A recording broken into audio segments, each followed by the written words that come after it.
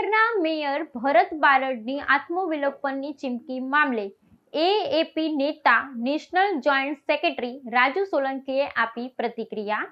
ભાજપના રાજમાં ભાવનગરના મેયરને આત્મવિલોપનની ચીમકી આપવી પડી। નમસ્કાર મિત્રો, હું છું રાજુ સોલંકી, આમ આદમી પાર્ટી નેશનલ જોઈન્ટ સેક્રેટરી। મિત્રો, હાલ ભાવનગર ખાતે અને સમગ્ર ગુજરાત ખાતે ખૂબ જ ચર્ચાનો દોર ચાલી રહ્યો છે, જેમાં ભાવનગરના પ્રથમ નાગરિક અને મેયર શ્રી ભરતભાઈ બારડ એમણે હાલ જ સોશિયલ મીડિયા ઉપર પોતે પોસ્ટ કરીને પોતાની આપવીતી જણાવી હતી અને ખૂબ જ દુઃખી હોય એ રીતે પોતે પોતાના જ સાથી નેતાઓ, પોતાના જ સાથી પાર્ટીના જે કાર્યકર્તાઓ હોય, નેતાઓ હોય, એના વિશે ખૂબ જ બળાપો કાઢ્યો હતો। મિત્રો, એમાં ભરતભાઈ બારડ જેઓ ખૂબ જ સામાન્ય પરિવારમાંથી આવે છે, મારા ખૂબ જૂના મિત્ર છે અને હાલ તેઓ મેયર છે અને પાર્ટીએ તેને એક સામાન્ય પરિવારના વ્યક્તિને મેયર બનાવ્યા એ પણ એક સારી વાત છે। પરંતુ જે રીતે ભરતભાઈ બારડની આપવીતી અને એણે જે પોસ્ટ મૂકી છે એમાં લખેલું છે કે ખરેખર ભરતભાઈ બારડ એમના જ સાથી નેતાઓથી ખૂબ જ દુઃખી છે।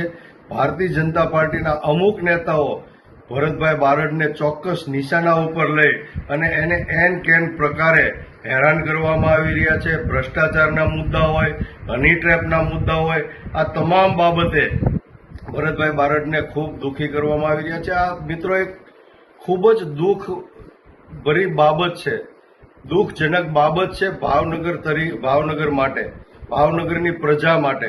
આજે ભાવનગર છે એ કલા નગરી છે, ભાવનગર છે એ ધર્મની નગરી છે, ભાવનગર છે એ નેક નામદાર મહારાજા શ્રી કૃષ્ણકુમાર સિંહજીની નગરી છે। ત્યારે આ નગરીની અંદર આ પ્રથમ વખત, આ ઇતિહાસમાં પહેલી વખત બન્યું છે કે કોઈ મેયર હોય, ભાવનગરનો પ્રથમ નાગરિક હોય એટલે એ તો રાજા કહેવાય, રાજાનો દરજ્જો આપવામાં આવ્યો છે। આવી વ્યક્તિએ, અને એકદમ સરળ વ્યક્તિ છે, સોબર વ્યક્તિ છે, આવી વ્યક્તિએ પોતે આત્મવિલોપન કરવાની ચીમકી આપે પોતાના જ પાર્ટીના નેતાઓની સામે, તો એ ખૂબ જ સમગ્ર ભાવનગર જિલ્લાના પ્રજાજનો માટે ખૂબ દુઃખની બાબત છે અને ચિંતાનો વિષય છે। મિત્રો, જે રીતે ભારતીય જનતા પાર્ટીમાં અત્યારે હાલ પરિસ્થિતિ ચાલી રહી છે અને ખૂબ જ અંદરો અંદરના ટાટિયા ખેંચ, ડખા ચાલી રહ્યા છે, એ બધું બહાર આવી રહ્યું છે।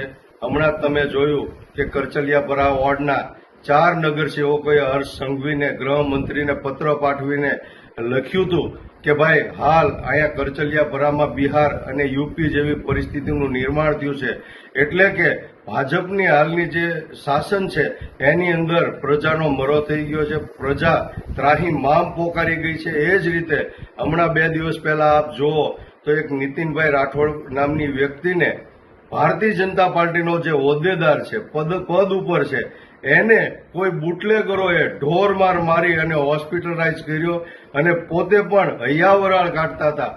આ પહેલા એક ભારતીય જનતા પાર્ટીના પૂર્વ મહામંત્રી અને પૂર્વ કોર્પોરેટર ચિત્રા વિસ્તારમાં એના ઘરમાં ઘૂસીને બુટલેગરોએ એમના પરિવારને, એમને પણ માર્યા। તો મિત્રો, આજે મારે એ કહેવું છે કે ભારતીય જનતા પાર્ટીના નેતાઓ પણ સુરક્ષિત નથી।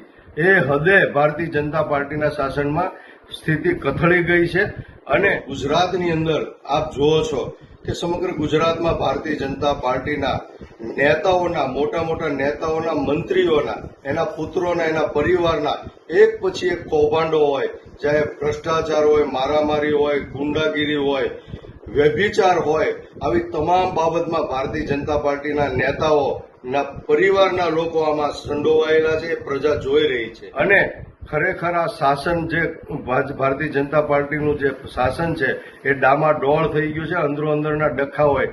એટલે આવનારા દિવસોમાં ભાવનગર જિલ્લો હોય કે સમગ્ર ગુજરાત હોય, ગુજરાતની પ્રજા ત્રાહિમામ પોકારી ગઈ છે અને આવનારા દિવસોમાં જે ઇલેક્શનો આવી રહ્યા છે એની અંદર પણ ગુજરાતની અને ભાવનગરની જનતા ભારતીય જનતા પાર્ટીને પાઠ ભણાવવાની છે અને ઘર ભેગી કરવાની।